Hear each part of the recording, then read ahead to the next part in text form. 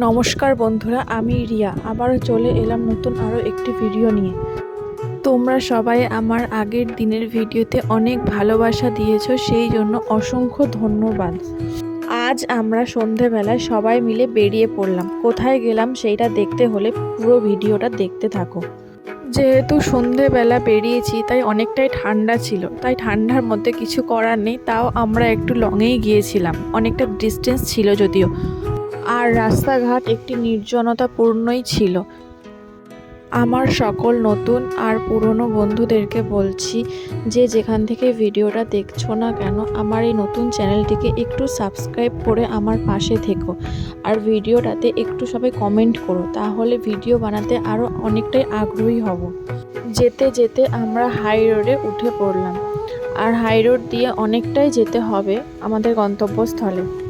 যেহেতু আমরা সন্ধেবেলায় বেরিয়েছি তাই ডিসাইড করলাম, আর নিজেদেরও ইচ্ছা হলো যে একটু ভাড়ে করে চা খাবো, তাই আমরা চলে গেলাম চায়ের দোকানে।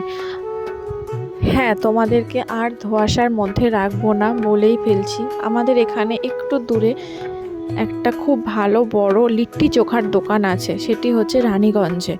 আমরা আজ সেখানেই গেলাম, আর এখানকার লিট্টি খুবই নাম করা সবাই বলে, তাই আজকে আমরা টেস্ট করতে চলে এলাম।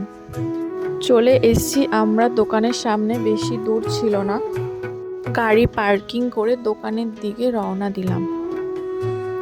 আর আস্তে আস্তে অনেকটা সন্ধে হয়ে গেছিলো। গাড়ি থেকে নামার পর খুব ঠান্ডা লাগছিল। আর আজকে আমরা সপরিবারেই এসছি সেই দোকানে। এই দেখো তোমরা সবাই সেই দোকানটা। যারা যারা আসানসোল দুর্গাপুরের মধ্যে রয়েছে তারা সবাই একবার এসে ট্রাই করে দেখতে পারো। কত বড় বড় লিট্টি, আর খুব সুন্দর খেতে লাগছিল।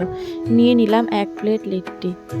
আর লিট্টি নেওয়ার পরে এখানে ঘিয়ে ভাজা জিলাপিগুলো দেখে নজর সরাতে পারলাম না, তাই একটু জিলাপিও নিয়ে নিলাম, আর বাড়ির জন্য একটু নিয়ে নিলাম। তারপর আমরা খাওয়া দাওয়া করে আবার বেরিয়ে পড়লাম আমাদের বাড়ির দিকে।